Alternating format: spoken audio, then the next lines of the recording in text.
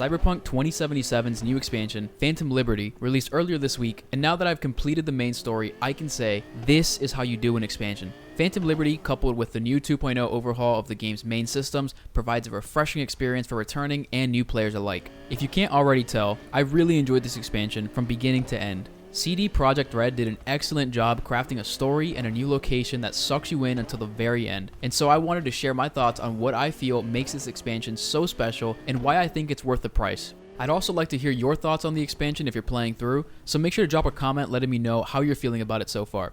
Jumping right into it, Phantom Liberty mostly takes place in a new part of Night City called Dogtown. This is the place where common people go if they have no other choice. It's ruled by Barghest, a military faction, and of course there are other big factions fighting for survival within.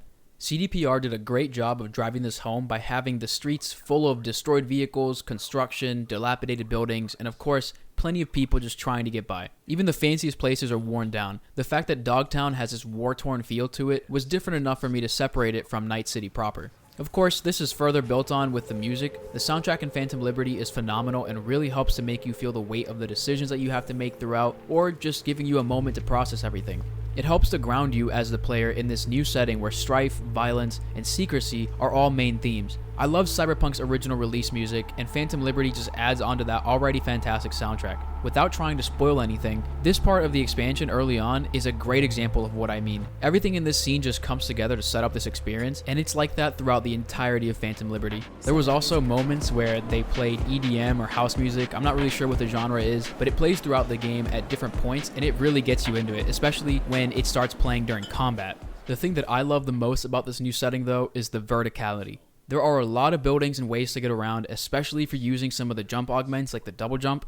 This verticality promotes exploration and further gameplay for some cool mechanics introduced in the expansion, which brings me to my next topic.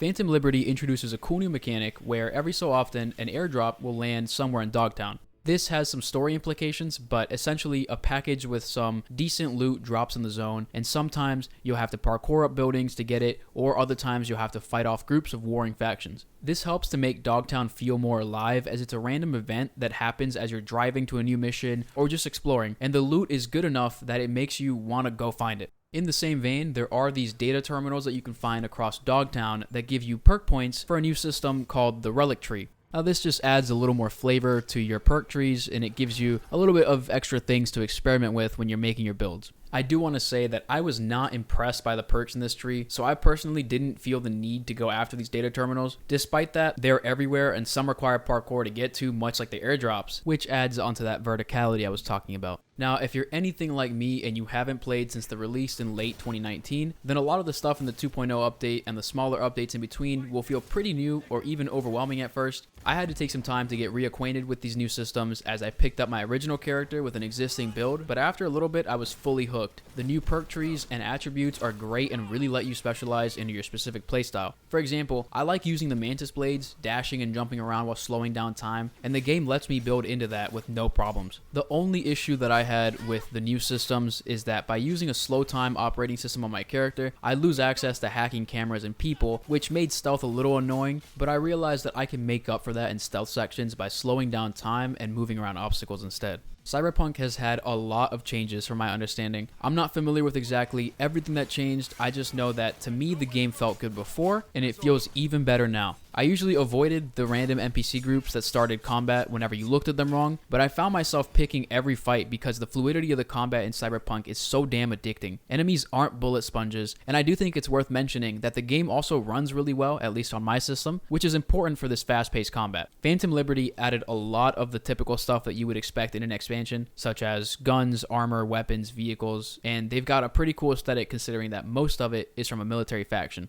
Phantom Liberty's story was just plain captivating. It pushed me from mission to mission because I was so invested in wanting to see more and how it could all play out. The missions themselves were all fun and had enough variety to mix things up and keep it fresh. From the side stuff that I've done so far, I can say that this is also the case there, and I enjoyed the side quests that I did as they all told a small, compartmentalized story. The actual main story though, it's like a roller coaster. One minute you're on top of the world, and the next you're down in the dumps wondering if you made the right choices. At least that's how it was for me. There were so many cool moments that make you feel like a badass, and then more grounded moments where you have time to connect with the main characters. To me, all of the revelations and twists were well paced, with the characters opening up as they get to know you more, and at no point did it feel boring or forced. There were a couple of times where the story comes to a pause that requires you to do other stuff or just wait a few days in game for the characters to call you back and progress to the next part. For these, I did a few gigs to pass the time, and then I just skipped forward 24 hours at a time until I got a call to progress the story.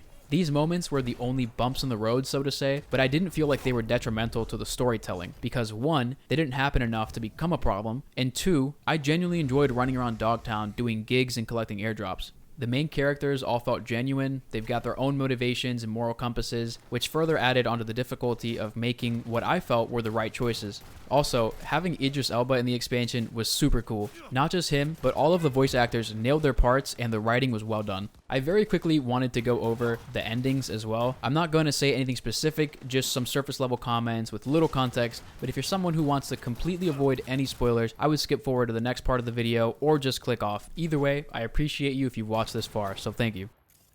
Alright, so getting into it, I completed the expansion and got to see one of the endings. The associated achievement is called King of Wands, so if you got that too, let me know down in the comments how you felt about it. Initially, I felt like maybe I hadn't made the best choices, but then I went ahead and watched a video with all of the endings, and this won't be a surprise to anyone who played the base game, but all of them are bittersweet. After seeing all of the other endings, I'm much more okay with what I got, and I feel less bad about the choices that I made. It feels like there's no objectively good ending, it just depends on your morals and what/who you think was right. It's also pretty neat because completing this expansion with certain decisions will unlock new endings for the base game.